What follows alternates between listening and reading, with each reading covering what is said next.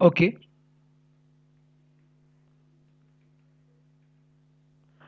Last lecture में हमने, good morning Esha, good morning all of you. Last lecture में हमने, मेरी आवाज़ सुनाई दे रही है ना clear? Okay, very good very good, thank you thank you. आप अच्छे से सुन पा रहे हो।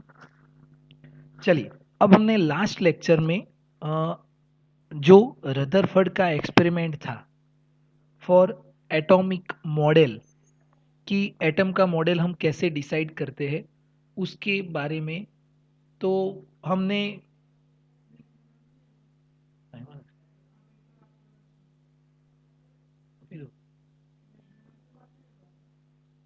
कॉल लगाओ, આપેલો છે 9 વાગ્યાનો, એમને પોતે તો કાલે મેસેજ કર્યો છે ગ્રુપમાં 9 વાગે બધા શિક્ષકોને આવવાનું.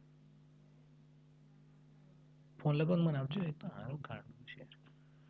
हेलो, हाँ बच्चों, तो हमने लास्ट लेक्चर में डिस्कशन किया था कि रदरफर्ड का एक्सपेरिमेंट मॉडल जो है उसमें डिस्टेंस डी क्या होता है, मिनिमम क्लोजेस्ट अप्रोच, फिर उसमें जो इम्पैक्ट पैरामीटर क्या होता है, और उससे हमने ये जो फॉर्मूला निकाला था, तो F इज इक्वल टू, ये हमको फॉर्मूला मिला था, F is equal to 1/4πε0 2 into e, और ये Z इंटू ई क्या है, न्यूक्लियस, गोल्ड का न्यूक्लियस है, divide by r square. Okay, अब यहाँ से हमने जो ये पूरा एक्सपेरिमेंट किया और इससे हमको रदरफोर्ड ने अपना मॉडल जो दिया, उस मॉडल में उन्होंने क्या समझाया हमको, तो उस मॉडल में उन्होंने बताया कि पहले से ही उन्होंने बताया कि positive charge localised in centre and negative charge moving around them, और वो ये उनका एक एटॉमिक मॉडल था. तो आज जो हम टॉपिक स्टडी करने वाले हैं उसको अच्छे से समझना और यहाँ पे देखना. फिर से बच्चों,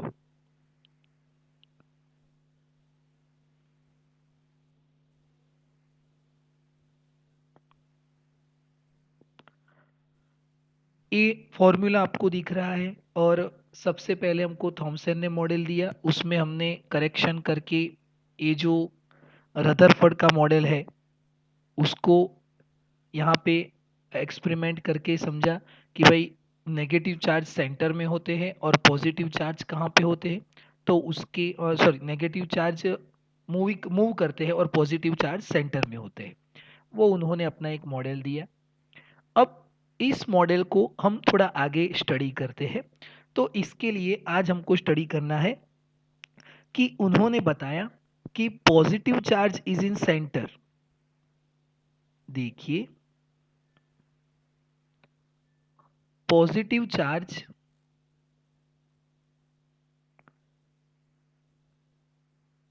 is in center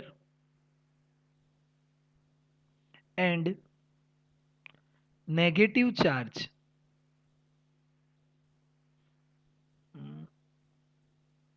negative charge means electron, negative charge is moving around them, moving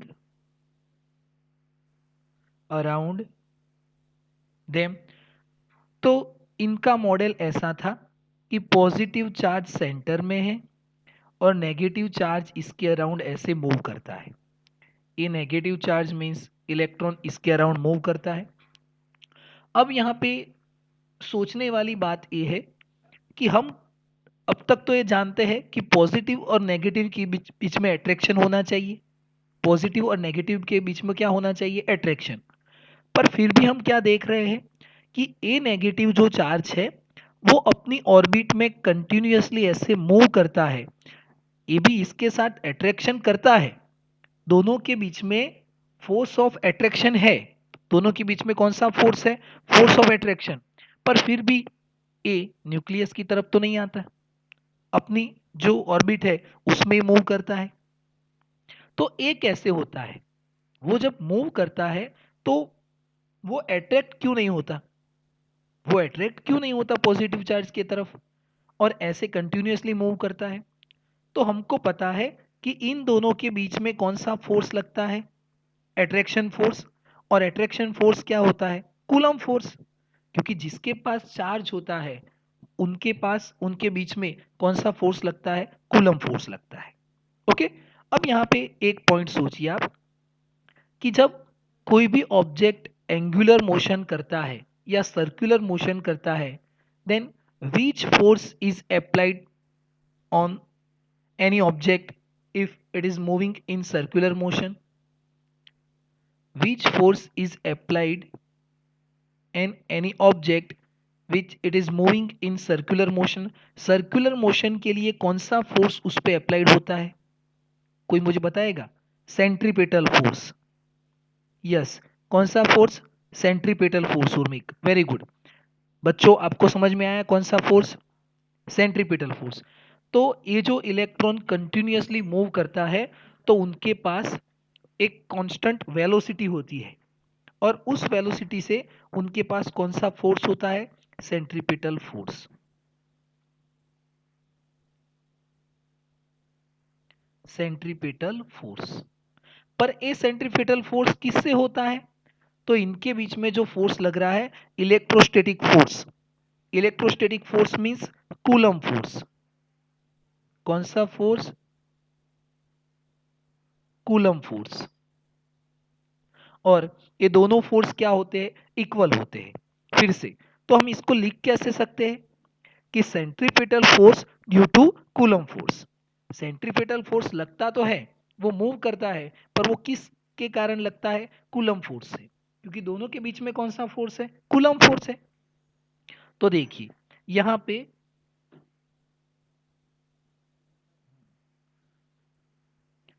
पे M V square upon R, a centripetal force का फॉर्मूला हुआ।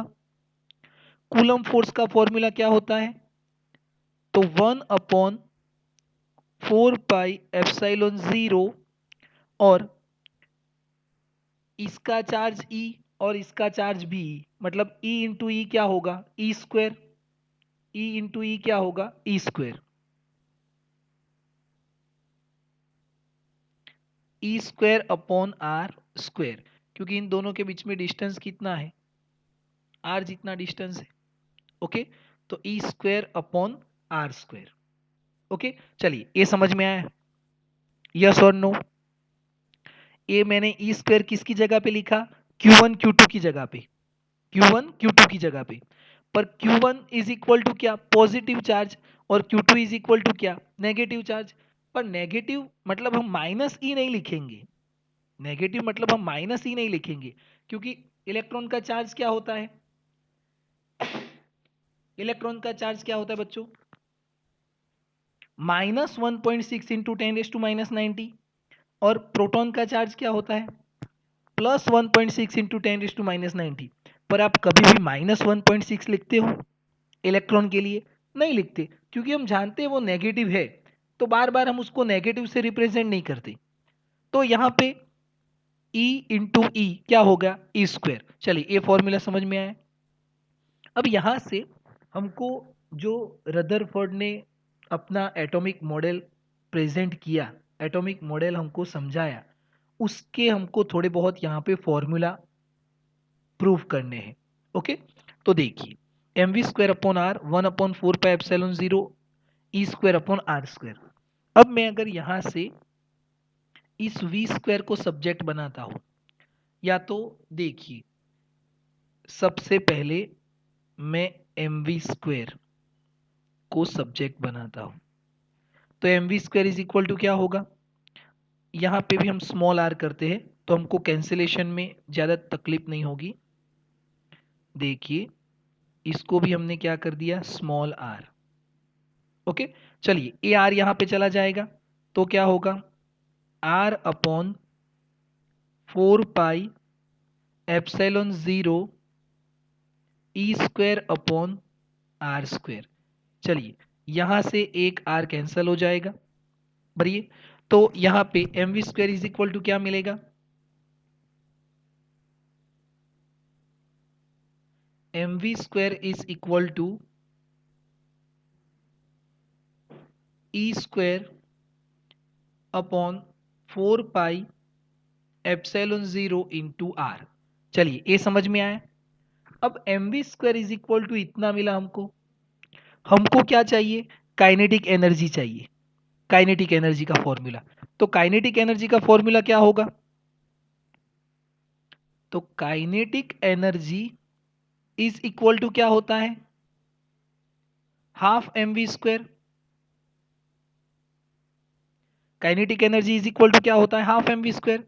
तो चलिए देखिए, हाफ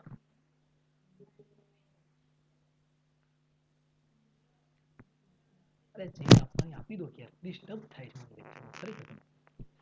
મેં તને કીધું એક 1 મિનિટ બચ્ચું, 1 થી 8 कोई પણ ટીચરને આપી દેવાની. તારે હું अब यहाँ पे देखिए, एम वी स्क्वायर की जगह पे हमने ए वैल्यू रखना है। ए वैल्यू रखते हैं तो e square upon 4 pi epsilon naught into r. Okay, चलिए ये कितना होगा? E square upon 8 pi epsilon 0 into r. एक किसका फॉर्मूला मिला बच्चों? Kinetic energy. मतलब ये जब इलेक्ट्रॉन पॉजिटिव चार्ज के अराउंड, न्यूक्लियस के अराउंड जब मूव करता है तो उसके पास इतनी काइनेटिक एनर्जी होती है। चलिए, काइनेटिक एनर्जी यहां से देखिए किस पे डिपेंड करती है? रेडियस पे। तो अभी फर्स्ट ऑर्बिट का रेडियस इतना है तो काइनेटिक एनर्जी इतनी होगी। जैसे ये रेडियस हमने इतना कर दिया, ये रेडियस हमने इतना कर दिया, अभी ये रेडियस इतना हो गया, तो इसकी काइनेटिक एनर्जी चेंज हो जाएगी। बरोबर है। चलिए यहां से आप वी स्क्वायर को भी सब्जेक्ट बना दीजिए, तो इसकी वेलोसिटी क्या मिलेगी? V square is equal to E square 4 pi epsilon 0 M into are. चलिए ये वी स्क्वायर का भी फॉर्मूला मिल गया। मतलब वेलोसिटी आपको अगर चाहिए तो भी हम इस फॉर्मूला को यूज कर सकते हैं इजीली। ओके, तो एक काइनेटिक एनर्जी का फॉर्मूला मिल गया।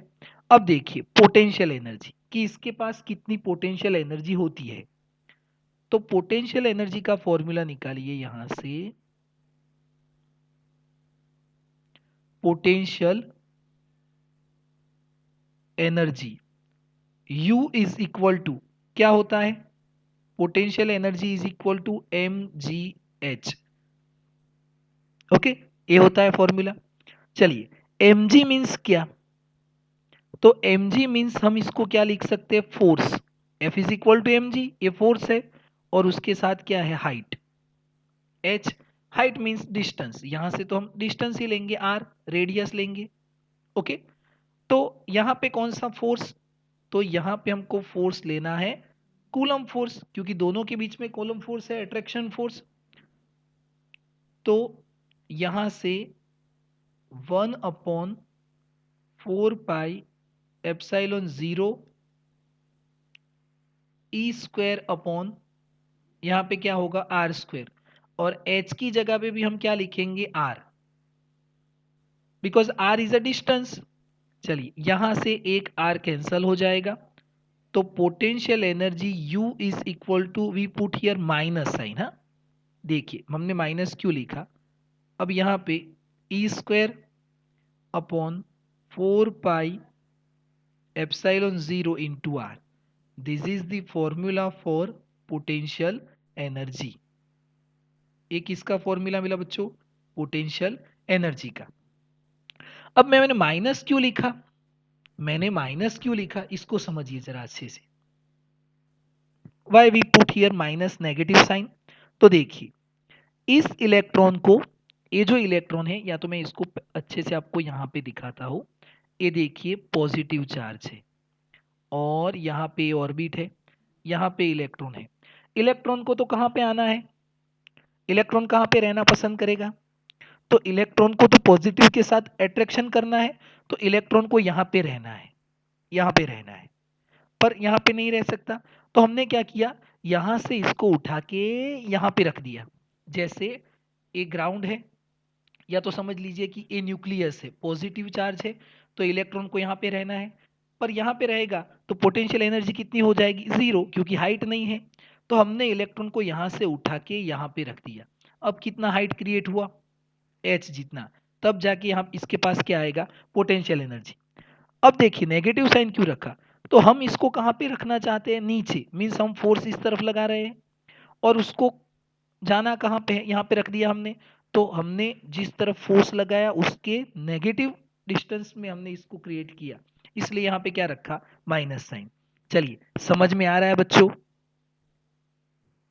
ये समझ में आया कि माइनस साइन क्यों रखा, क्योंकि इलेक्ट्रॉन को रहना कहाँ पे है, न्यूक्लियस में, पॉजिटिव की चार्ज की तरफ, पर हमने उसको कहाँ पे रखा, ऑर्बिट में। तो फोर्स को हमने ऐसे खींच के अलग किया दोनों को, तो हमने ऑपोजिट डायरेक्शन में उसको खींचा, तो हमने क्या रख दिया, नेगेटिव साइन। ओके, ये सारे फॉर्मूला याद रखना, इससे आपको एग्जाम्पल सम करने हैं, बरोबर है, मतलब कंप्लीट करने हैं एग्जाम्पल। अब देखिए एक फॉर्मूला हम यहाँ पे देखते हैं टोटल एनर्जी का, उसके बाद हमने देखा total energy. Total energy means mechanical energy is equal to with kinetic energy plus potential energy, ये फॉर्मूला होता है। Mechanical energy is equal to kinetic energy plus potential energy. चलिए काइनेटिक एनर्जी कितनी मिली, तो e square upon 8 pi epsilon 0 into r, plus minus minus, क्योंकि potential energy minus है, ये कितना मिला potential energy, 4 pi epsilon 0 into are. चलिए तो हमको ये मैकेनिकल एनर्जी टोटल एनर्जी कितनी मिलेगी, देखिए एलसीएम इक्वल करने के लिए यहाँ पे 2 से मल्टीप्लाई करेंगे, तो ये कितना होगा 2e² और नीचे कितना होगा 8, तब जाके एलसीएम इक्वल होगा ना। तो e² minus 2e² means minus e² divide by 8 pi epsilon 0 into are. This is the formula for total energy. चलिए समझ में आ रहा है बच्चों आपको, ये फॉर्मूला समझ में आया, ओके। सिर्फ एलसीएम लेना है और फिर तो आप जो नॉर्मली करते हो प्लस माइनस वही किया हमने, समझ में आया ना बच्चों। ओके, अब देखिए, वेरी गुड, अब ये हमारे पास फॉर्मूला आ गए,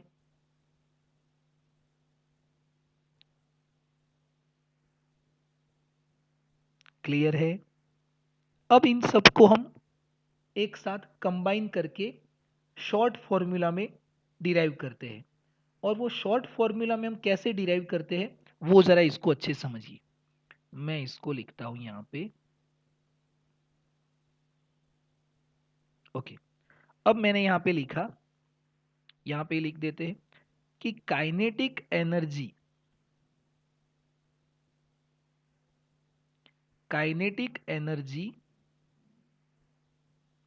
is equal to minus total energy means mechanical energy. एक सिंपल ही फॉर्मूला बन गया, आपको ये फॉर्मूला तो याद रखने हैं, पर इस फॉर्मूला से आप इजीली याद रख सकते हैं। अब ये कैसे हुआ, तो देखिए यहां पे जो टोटल एनर्जी का फॉर्मूला है वो, और यहां पे काइनेटिक एनर्जी का फॉर्मूला है वो, दोनों इक्वल फॉर्मूला है। देखिए काइनेटिक एनर्जी कैसा है, प्लस है, E² upon 8 pi epsilon 0 into R, ए प्लस है, बरोबर है, आप देख रहे हो ना, ए प्लस एनर्जी है। और इतना ही ए कैसा है, माइनस है, minus E² upon 8 pi epsilon 0 into r. अब kinetic energy is equal to minus, जब ये टोटल एनर्जी रखेंगे तो वो भी क्या होगी, माइनस, तो माइनस माइनस क्या हो जाएगा, प्लस। तो जो टोटल एनर्जी है वही क्या है, काइनेटिक एनर्जी, पर काइनेटिक एनर्जी कैसी है, पॉजिटिव, और टोटल एनर्जी कैसी है, नेगेटिव। अब यहां से दूसरा फॉर्मूला देखिए, potential energy, potential energy is equal to -2 kinetic energy, ये भी फॉर्मूला है। Potential energy is equal to -2 kinetic energy, ये भी फॉर्मूला है। देखिए जो काइनेटिक एनर्जी है, जो काइनेटिक एनर्जी है उसको -2 से मल्टीप्लाई कर दीजिए। तो देखिए ए काइनेटिक एनर्जी है e square 8 pi epsilon 0 into r. अब इसको 2 से मल्टीप्लाई कीजिए तो 2 4 जा, मतलब यहाँ पे 4 आ गया और यहाँ पे माइनस आ गया, तो ये क्या बन गया? Potential energy. समझ में आ रहा है बच्चों? समझ में आ रहा है? तो देखिए अब इसके लिए आपकी बुक का एग्जाम्पल है एक्सरसाइज का, आई थिंक 12.3। कौन सा एग्जाम्पल है? 12.3। देखिए इसको जरा हम समझते हैं। एक्सरसाइज एग्जाम्पल नंबर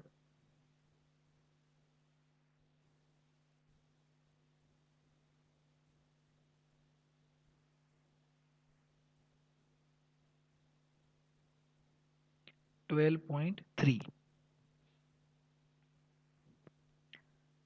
चलिए उसको हम सम करते हैं इससे, बरोबर है। अब 12.3 क्या है?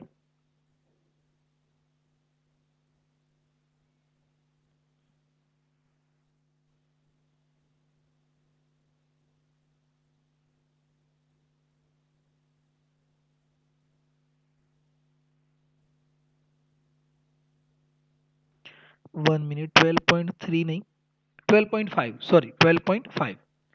12.3 नहीं पर 12.5 एग्जाम्पल नंबर है। वैसे तो हम एग्जाम्पल सब साथ में ही करते हैं, पर फिर भी ये एग्जाम्पल इसके रिलेटेड है तो हम देख लेते हैं 12.5, बरोबर। अभी इस एग्जाम्पल में आपको बोला है कि the ground state energy of hydrogen atom is -13.6 electronvolt. देखिए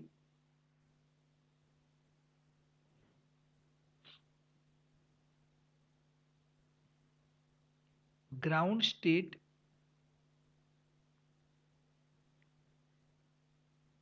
energy of hydrogen atom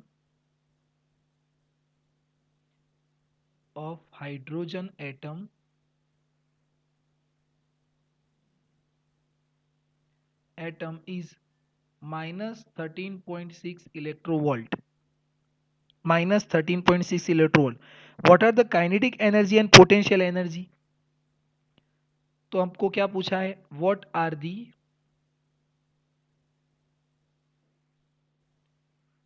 the kinetic energy and potential energy of hydrogen atom. ये आप इंस्ट्रक्शन पूरा देख लेना, बरोबर है। अब देखिए इसको हम सम करते हैं। तो आपको ये टोटल एनर्जी दी है, बरोबर है। तो टोटल एनर्जी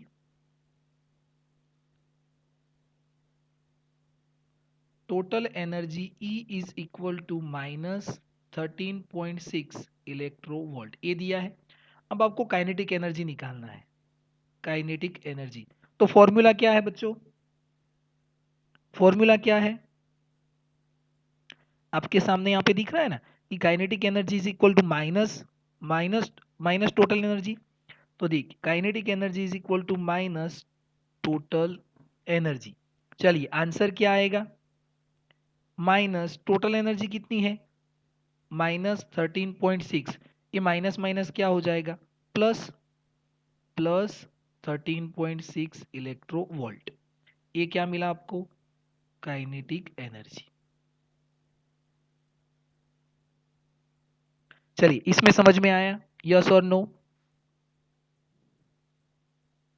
यस। और किसी को? Yes, yes, very good. देखिए हमने पहले भी बताया कि ये दोनों फॉर्मूला इक्वल है। देखिए काइनेटिक एनर्जी का, ये काइनेटिक एनर्जी का फॉर्मूला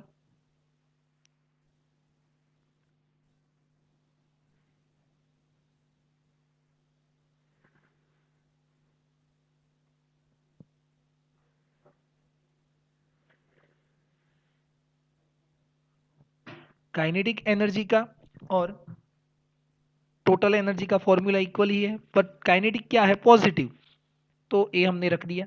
अब देखिए पोटेंशियल एनर्जी क्या निकालना है? Potential energy is equal to, formula क्या है, -2 काइनेटिक एनर्जी, बरोबर है।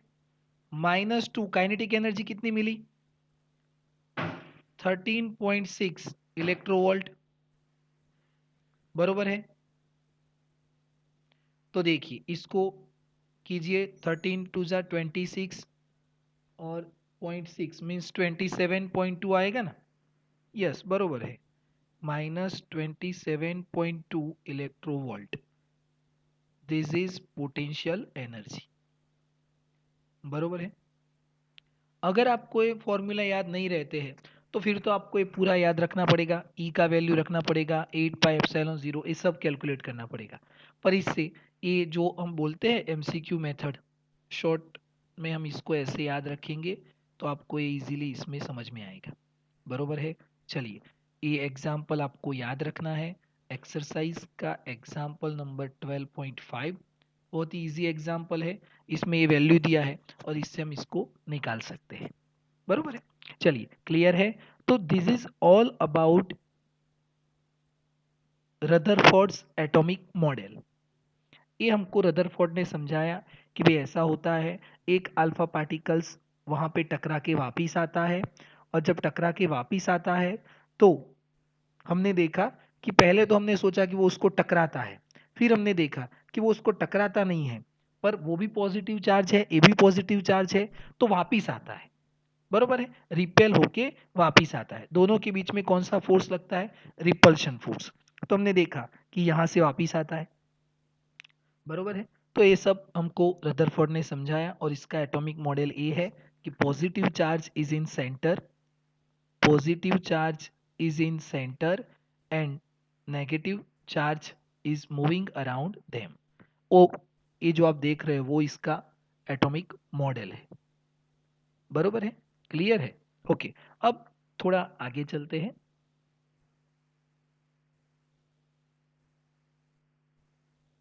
और आज का जो टॉपिक है इसको थोड़ा डिस्कशन करते हैं। आज हमको डिस्कशन करना है स्पेक्ट्रम के बारे में। किसके बारे में, स्पेक्ट्रम। देखिए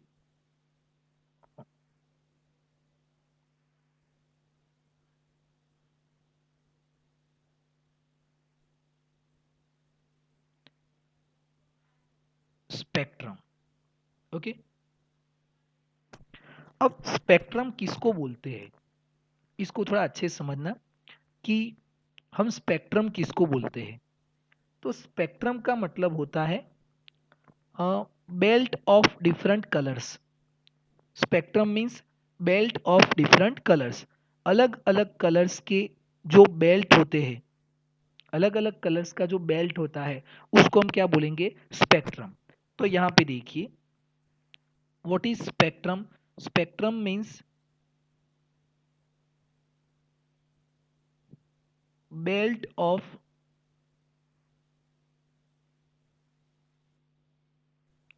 different colours, this is called spectrum, okay. अब देखिए यहां से ए स्पेक्ट्रम को हम कैसे समझते हैं, तो अपने चैप्टर नंबर 9 में भी पढ़ा था कि जैसे हम यहाँ पे एक प्रिज्म रख देते हैं, ओके, और प्रिज्म में एक लाइट एंटर करवाते हैं। ये लाइट कौन सी है, वाइट लाइट, मतलब सन रे है। ये क्या है, सन रे, वाइट लाइट है, तो वाइट लाइट, ओके। अब ये वाइट लाइट जब प्रिज्म के अंदर एंटर होती है, और यहाँ पे हमने जाके देखा कि 1 2 3 4 5 6 7 ऐसे अलग अलग कलर्स के हमको यहाँ पे स्पेक्ट्रा मिलता है, तो इसको हम क्या बोलेंगे, स्पेक्ट्रा। यहाँ पे क्या होता है, वायोलेट, और यहाँ पे क्या होता है, रेड, रेनबो देखने को मिलता है। वैसे तो बहुत सारे कलर्स निकलते हैं सन रेज में से, but these 7 colours is in visible colours. ये जो 7 कलर्स है वो विजिबल कलर है, मीन्स हम उसको देख सकते हैं, ओके। तो इसको हम क्या बोलते हैं, spectra, this is called spectra. तो स्पेक्ट्रा मीन्स क्या, अलग अलग कलर का जो बेल्ट मिलता है, इसको हम स्पेक्ट्रा बोलते हैं। चलिए, स्पेक्ट्रा में समझ में आया?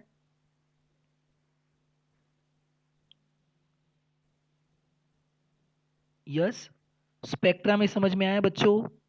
नहीं आया तो हम फिर से डिस्कशन करेंगे। ऐसा जरूरी नहीं कि एक ने आंसर दिया यस तो हम भी बोलेंगे यस। अगर नहीं समझ में आता है तो आप बोलिए कि सर इसको जरा रिवाइज कीजिए। बरोबर है? समझ में आता है वो तो बहुत अच्छी बात है। तो चलिए, यहां से फिर से समझ में आना चाहिए आपको कि जैसे व्हाइट लाइट एंटर किया प्रिज्म के अंदर तो हमको अलग अलग कलर्स के बेल्ट देखने को मिले, अलग अलग कलर्स देखने को मिले। तो ये पूरा जो चट्टान है ऐसे वायलेट से लेके रेड तक, उसको हम बोलते हैं स्पेक्ट्रा। ओके, और इसको हम किसका स्पेक्ट्रा बोलेंगे? तो स्पेक्ट्रा ऑफ व्हाइट लाइट। किसका स्पेक्ट्रा बोलेंगे? White light. ओके, अब यहाँ पे हमको दो तरीके के स्पेक्ट्रम के बारे में डिस्कशन करना है। दो तरह के स्पेक्ट्रम के बारे में डिस्कशन करना है। और वो दो तरह का स्पेक्ट्रम क्या है? तो देखिए, यहां से हम इसको अच्छे से स्टडी करते हैं। तो मैंने यहां पे एक वाइट चट्टान जैसा यहां पे रख दिया, कर्टन जैसा वाइट कपड़ा यहां पे रख दिया मैंने, पूरा वाइट है यहां पे ऐसे। आप बोलोगे कि सर बॉर्डर तो यहाँ पे रेड किया आपने, पर वो तो अगर वाइट करूंगा तो आपको दिखेगा नहीं। तो बीच में पूरा वाइट है, पूरा वाइट ही ऐसा आपको समझना है। अब इसके सामने मैंने एक ट्यूब लिया। ये जो ट्यूब है ग्लास ट्यूब है, दिस इज ग्लास ट्यूब। जैसे हमारे घर में ट्यूबलाइट होता है, ओके, ये ऐसे ग्लास ट्यूब लिया।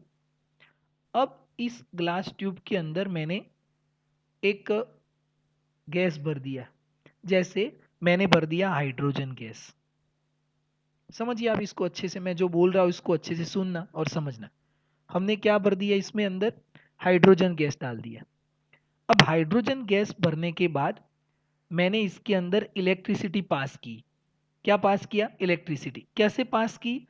तो इसके साथ मैंने प्लस माइनस एक बैटरी कनेक्ट की, ये एक बैटरी कनेक्ट की, प्लस माइनस। इसके अंदर मैंने हाइड्रोजन गैस भर दिया, फिल कर दिया, और इसको मैंने अंदर से इलेक्ट्रिसिटी पास की। जैसे हमारे घर के अंदर ट्यूबलाइट है तो उसके अंदर भी गैस भरा हुआ है। कौन सा? आर्गन। आर्गन गैस हमने उसके अंदर भरा हुआ है।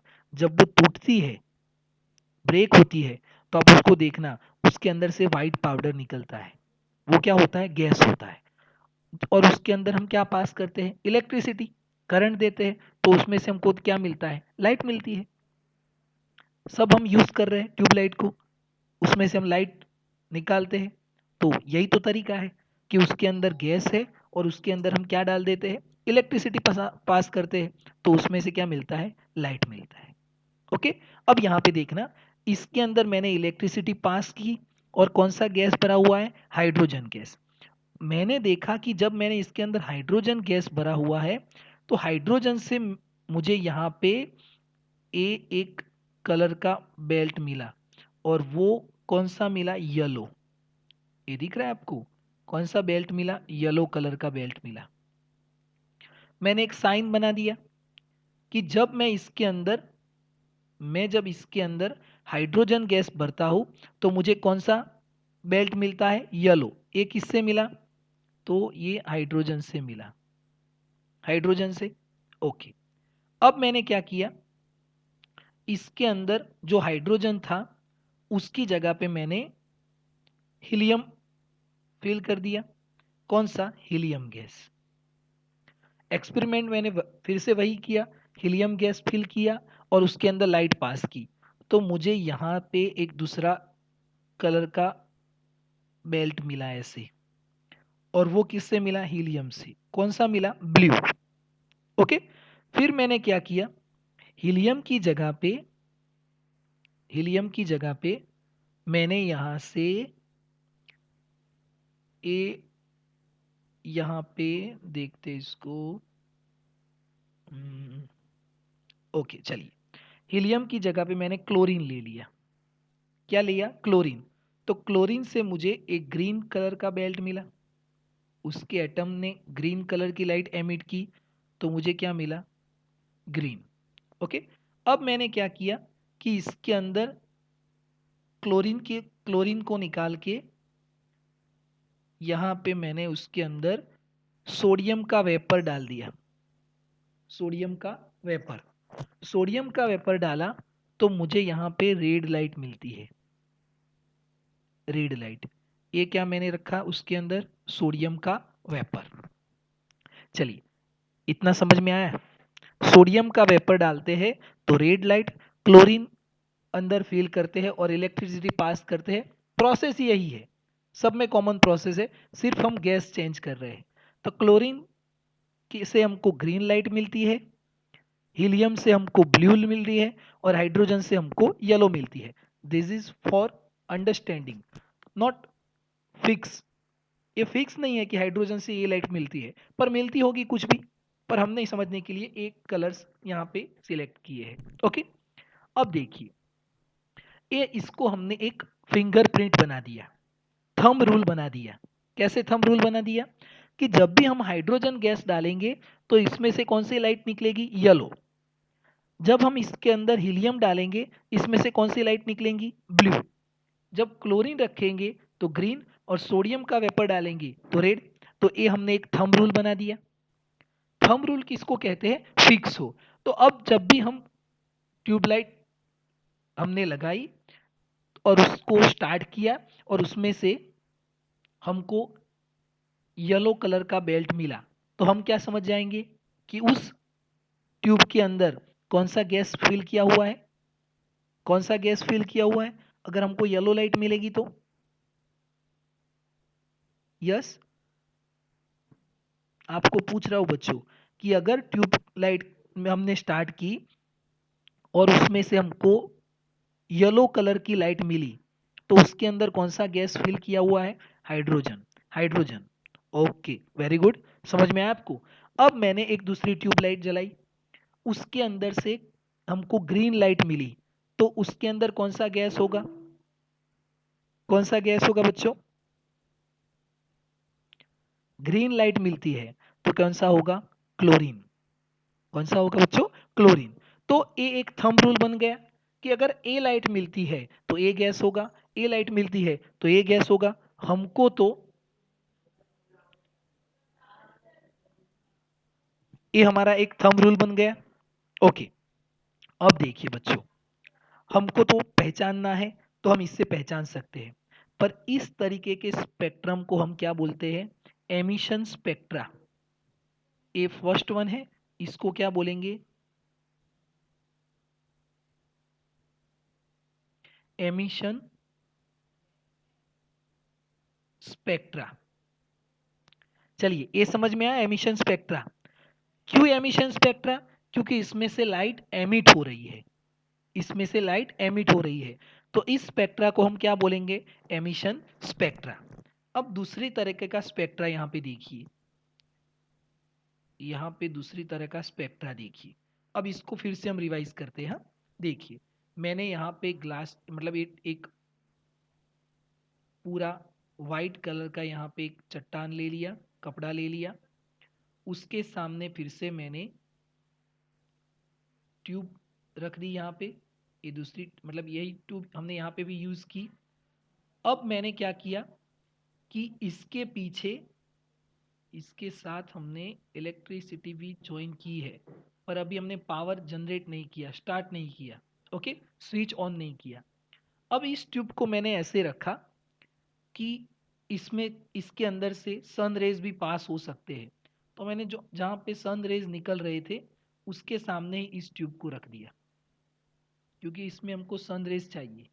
ओके, तो इसमें से सन रेज निकलते हैं और हमने देखा कि यहाँ से सन रेज एंटर किया, पर इसके अंदर अभी हमने कोई गैस नहीं भरा हुआ है और ये लाइट भी बंद है। तो जैसे सन रेज इसके अंदर से पास हुआ, चलिए, सन रेज पास होगा तो यहाँ पे हमको इस वाइट चट्टान पे हमको कौन से कलर मिलेंगे? वाइट चट्टान पे हमको कौन से कलर्स मिलेंगे? यस, बता सकते हो आप कौन से कलर्स मिलेंगे या कितने मिलेंगे?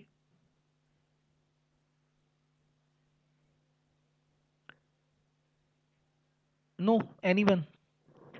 कि व्हाइट लाइट सन में से आ रही है, तो सन में से जब व्हाइट लाइट निकलती है तो यहाँ पे हमको कितने कलर देखने को मिलेगी?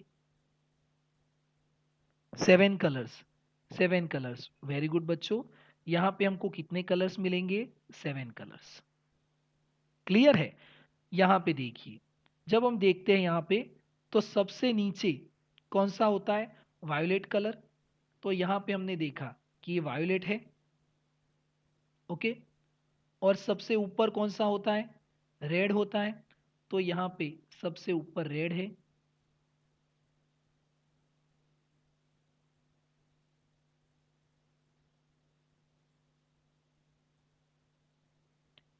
यहाँ पे हम देखेंगे कि ब्लू है, यहाँ पे ब्लू होता है। फिर यहाँ पे मैं सारे कलर्स नहीं यहाँ पे नोट करूँगा। फिर यहाँ पे ग्रीन होता है। फिर यहाँ पे हमने देखा कि येलो होता है, यहाँ पे येलो होता है, ओके। तो ऐसे अलग अलग कलर्स हमको 7 कलर्स देखने को मिलेंगे, बरोबर है? चलिए, ये समझ में आया। अब हमने क्या किया कि हमको 7 कलर यहाँ पे दिख रहे हैं, क्योंकि सन रेज है तो सन रेज में से तो हमको 7 कलर दिखेंगे। तो यहाँ पे 7 कलर दिख रहे हैं। अब इसके अंदर मैंने हाइड्रोजन गैस भर दिया। कौन सा गैस? Hydrogen gas. पूरा अरेंजमेंट वहीं पे है जहां पे हमने पहले से सेट किया हुआ है। मैंने हाइड्रोजन गैस यहाँ पे फिल किया और यहाँ से स्विच ऑन किया, तो इसके अंदर से इलेक्ट्रिसिटी पास हुई। इलेक्ट्रिसिटी पास हुई, पर अभी भी सन रेज तो यहाँ से जा रहे हैं। अब हमने क्या देखा कि यहाँ पे हमने क्या देखा था कि हाइड्रोजन गैस से हमको कौन सी लाइट मिलती है? येलो। हाइड्रोजन गैस से हमको कौन सी लाइट मिलती है? येलो लाइट मिलती है ना। अब यहाँ पे हमने हाइड्रोजन गैस फिल किया, इलेक्ट्रिसिटी पास की, और सन रेज भी आ रहे हैं। तो सन रेज से तो हमको 7 कलर मिल रहे थे, पर जैसे हाइड्रोजन गैस यहाँ पे फिल किया, तो हम क्या देख रहे हैं? तो हमने देखा कि सारे कलर्स वैसे के वैसे हैं, पर हाइड्रोजन कलर जहाँ पे था वहाँ पे हमको एक ब्लैक लाइन मिल गया। क्या मिला? Black line. ब्लैक लाइन मिल गई। उसका मतलब क्या है? उसका मतलब क्या है कि हाइड्रोजन गैस जो था, सन रेज में थे सारे रेज, मतलब सन रेज आ रहे थे, उसमें से सारे कलर्स के बेल्ट थे, पर हाइड्रोजन ने क्या किया? सबको जाने दिया, और किसको एब्जॉर्ब कर दिया? येलो को। इसका मतलब तो यही हुआ कि हाइड्रोजन ने किसको एब्जॉर्ब कर दिया? येलो को, और सारे कलर्स को क्या किया? जाने दिया। तो येलो की जगह पे हमको यहाँ पे क्या मिला? ब्लैक लाइन मिला। ब्लैक लाइन का मतलब क्या है? No colour. ब्लैक लाइन का मतलब क्या है? No colour. तो यहाँ पे हम नोट करते हैं, ब्लैक लाइन का मतलब क्या है? No colour. तो हम देख रहे थे कि सारे के सारे कलर्स सब अपनी अपनी जगह पे है, पर येलो की जगह पे हमको एक ब्लैक लाइन मिल गई। मतलब हाइड्रोजन ने क्या किया? येलो को क्या किया? एब्जॉर्ब कर दिया। अब देखिए, हमको पहले से पता था कि हाइड्रोजन से कौन सी लाइट मिलती है? येलो। हाइड्रोजन से कौन सी लाइट मिलती है? येलो। फिर सोडियम से कौन सी लाइट मिलती है? रेड। अब सारी लाइट यहाँ पे है, पर यहाँ पे सिर्फ येलो लाइट नहीं है। तो हमको फिर से समझ में आ जाएगा कि इसके अंदर हमने कौन सा गैस डाला है? हाइड्रोजन। समझ में आया? फिर से एक बार देखिए, अब मैंने हाइड्रोजन की जगह पे यहाँ पे हीलियम ले लिया। हीलियम। क्या ले लिया? हीलियम। अब हीलियम लिया, तो हमने क्या देखा कि जैसे हम हीलियम लेते हैं,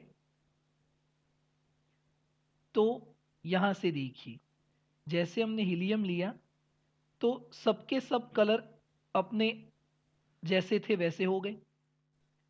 सब कलर्स वैसे के वैसे हो गए। पर हीलियम जैसे डाला और फिर से हमने इलेक्ट्रिसिटी पास की, तो हीलियम से कौन सी लाइट यहाँ पे हमको मिलती थी?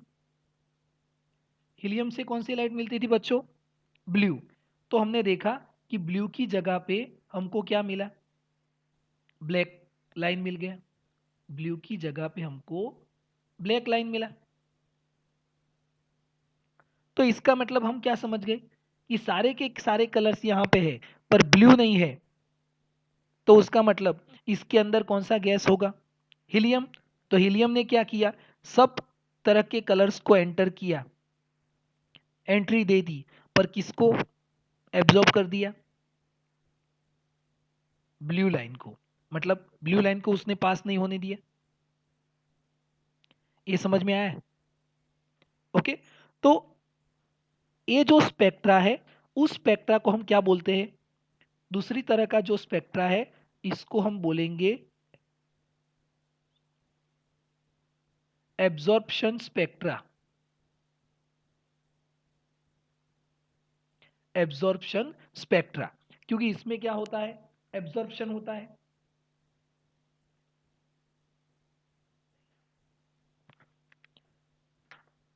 बरोबर है बच्चों?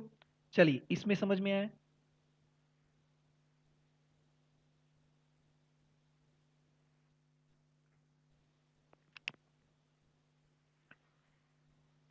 ओके।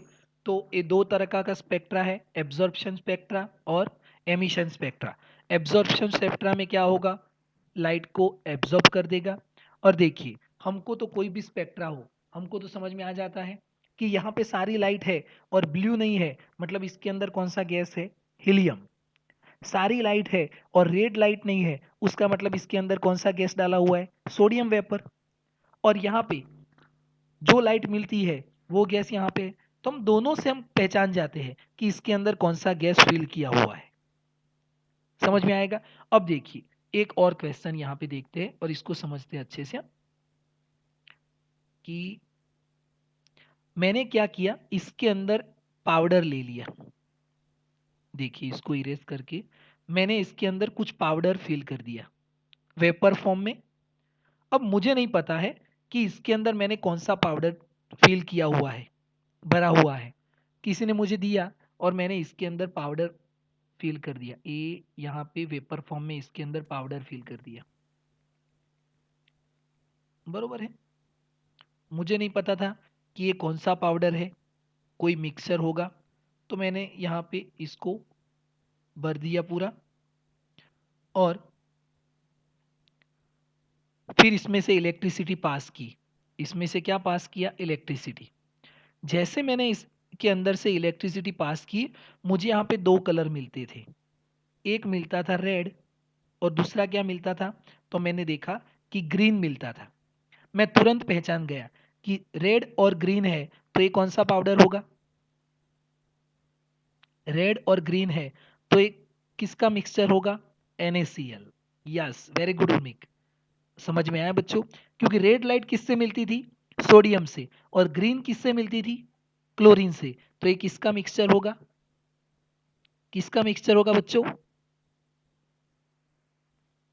Sodium chloride, NaCl। समझ में आ रहा है आपको? तो एक NaCl का मिक्सचर होगा।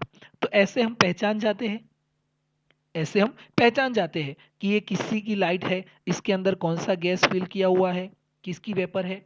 तो दिस इज कॉल्ड स्पेक्ट्रम। ये दो तरीके के स्पेक्ट्रम है, एब्जॉर्प्शन स्पेक्ट्रा और एमिशन स्पेक्ट्रा। ये एमिशन स्पेक्ट्रा। ओके, आएगा समझ में? अब यहाँ पे थोड़ा और हमको समझना है कि एब्जॉर्प्शन स्पेक्ट्रा और एमिशन स्पेक्ट्रा में हमने और एक पॉइंट स्टडी किया। और वो पॉइंट क्या था? देखिए, अब हम एब्जॉर्प्शन स्पेक्ट्रा को, जो एब्जॉर्प्शन स्पेक्ट्रा है उसको आगे लेके चलते हैं और थोड़ा डिटेल में उसको स्टडी करते हैं। हमने जब यहाँ पे देखा हीलियम गैस इसके अंदर भरा हुआ था, ये कौन सा गैस है? हीलियम। ओके। तो हमको यहाँ पे ब्लू लाइन की जगह पे ब्लैक लाइन मिल रहा था, क्योंकि हीलियम है तो हीलियम ने ब्लू को एब्जॉर्ब कर दिया और सबको पास होने दिया। तो ब्लू की जगह पे हमको क्या मिल रहा था, ब्लैक लाइन मिल रहा था। अब चलिए आप यहां से देखिए, इस पूरे चट्टान के अंदर, इस पूरे चट्टान के अंदर आपको कितनी ब्लैक लाइन दिख रही है? इस पूरे चट्टान के अंदर आपको कितनी ब्लैक लाइन दिख रही है? यस, मैं आपको पूछ रहा हूं कि इस चट्टान के अंदर आपको कितनी ब्लैक लाइन दिख रही है? जो दिखती है वही आपको लिख के बताना है कि इसके अंदर उर्मिक, उर्मिक को 1 दिख रही है। ईशा आपको भी 1, नैतिक ओके, किसी को 2 3 दिख रही है बच्चों? 2 वाली पार्टी कोई है? 3 वाली पार्टी? ओके, 2-3 बच्चे आंसर दे रहे हैं, अदरवाइज मुझे लग रहा है सब फोन में मतलब स्टार्ट करके कुछ दूसरा काम कर रहे होंगे। कोई बात नहीं है, चलिए। तो हमको एक ब्लैक लाइन दिख रही है, मुझे भी एक दिख रही है, आपको भी एक दिख रही है, सबको एक दिख रही है जब हम इसको डायरेक्टली देखते हैं तब। पर इसको जब अलग अलग तरीके के माइक्रोस्कोप से देखा गया, अलग अलग तरीके के माइक्रोस्कोप से देखा गया, तो इस ब्लैक लाइन के अंदर भी पूरे ब्लैक लाइन का एक बेल्ट था, चट्टान था। हम तो शॉक हो गए कि यहां से एक देख रही है ब्लैक लाइन, और इस ब्लैक लाइन के अंदर भी कितने ब्लैक लाइन होंगे? तो वो सबसे पहले हमको बामर ने समझाया, जो बामर साइंटिस्ट था उसने, और वो हमको उसने ऐसे बताया कि ये एक ब्लैक लाइन नहीं है, इसके साथ में तो बहुत सारी ब्लैक लाइन्स है। कैसे? तो देखिए, ये पूरा ऐसे चट्टान था, और उस चट्टान के अंदर एक ब्लैक लाइन, यहाँ तो सिर्फ एक दिख रही है, पर जब इसको माइक्रोस्कोप में, बहुत ज़्यादा रिजॉल्विंग पावर वाले माइक्रोस्कोप में इसको देखा, तो यहाँ पे सबसे पहली ब्लैक लाइन थी, ए वाली सबसे पहली ब्लैक लाइन थी। फिर हमने देखा कि एक ब्लैक ब्लैक लाइन यहाँ पे थी, इतना स्पेस होने के बाद यहाँ पे एक ब्लैक लाइन थी। फिर हमने देखा कि एक ब्लैक लाइन यहाँ पे थी, इससे ये डिस्टेंस कम हो गया इन दोनों के बीच का। फिर एक ब्लैक लाइन हमको यहाँ पे मिली, ये डिस्टेंस और कम हो गया। फिर एक ब्लैक लाइन यहाँ पे मिली, ये डिस्टेंस और कम हो गया। फिर एक ब्लैक लाइन यहाँ पे मिली, ये डिस्टेंस और कम हो गया। फिर एक ब्लैक लाइन यहाँ पे मिली, डिस्टेंस कम होने लगा। और फिर हमने देखा कि यहाँ से तो पूरा एक ब्लैक लाइन का चट्टान ही था, ये आप देख रहे हो यहाँ पे, ये पूरी एक ब्लैक लाइन की चट्टान थी, ये ऐसे। ओके, तो हमको ये ऐसे देखने मिला। जब हमने इसको माइक्रोस्कोप के अंदर देखा, तब यहां से देखेंगे तो हमको क्या देखने को मिला, सिर्फ एक ब्लैक लाइन है। पर जब इसको पूरा देखा तो इसके अंदर तो अलग अलग ब्लैक लाइंस की पूरा ऐसे चट्टान था। अब इसको हमने अच्छे से स्टडी किया। जो सबसे पहले इसको स्टडी करने वाले साइंटिस्ट थे बामर, उन्होंने इसको अच्छे से स्टडी किया और इस सब की वेवलेंथ निकाली। और ये वेवलेंथ उन्होंने किसके लिए निकाली? हाइड्रोजन के लिए। ये स्पेक्ट्रा किसके लिए है? तो हाइड्रोजन के लिए। तो जहां पे येलो लाइन थी वहां पे एक ब्लैक लाइन आ गई होगी, और उन्होंने हाइड्रोजन के लिए इसको स्टडी किया। तो सबसे पहली ब्लैक लाइन थी, उन्होंने उसकी वेवलेंथ निकाली, तो वो वेवलेंथ थी 656.3 आई थिंक नैनोमीटर। फिर जो दूसरी थी 486 पॉइंट कुछ समथिंग होगा नैनोमीटर। तो ऐसे अलग अलग स्पेक्ट्रा थे, ऐसे अलग अलग स्पेक्ट्रा थे। इसकी भी कुछ 54, ये एग्जैक्टली मुझे याद नहीं, आप बुक में देखना, आपको कुछ मिले वहां से कि ये कितना है, तो आप देख सकते हो कि इसमें एक एक का स्पेक्ट्रा में मतलब वो कितनी लाइन यहाँ पे थी।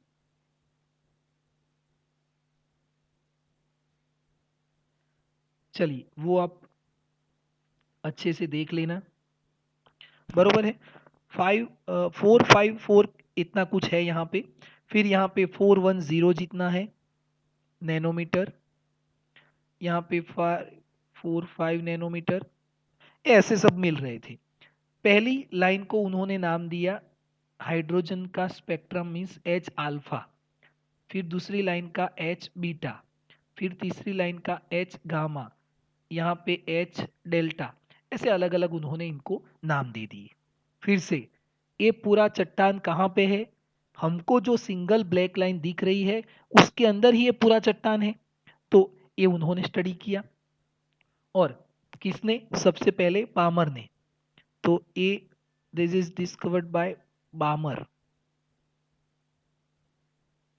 ओके, तो इन्होंने इसके लिए एक फॉर्मूला दिया, इन्होंने इसके लिए एक फॉर्मूला दिया और इस यहाँ पे समझाया कि देखिए for hydrogen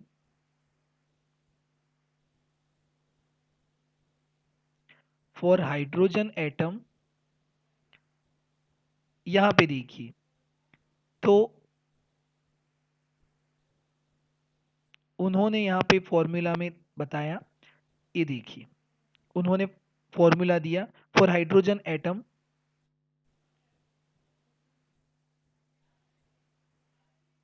बामर formula means Balmer series, वो फॉर्मूला था 1/लैम्ब्डा is equal to r 1/2 square minus 1/n square, and here n is equal to 3 4 5 up to up infinite. n कहाँ से स्टार्ट करेंगे, तो यहाँ पे 2 है तो n कहाँ से स्टार्ट होगा, 3 से। ओके, और यहाँ पे जब हम n इज इक्वल टू 3 रखेंगे तो हमको क्या मिलेगा, h अल्फा। जब हम n इज इक्वल टू 4 रखेंगे तो हमको क्या मिलेगा, h बीटा।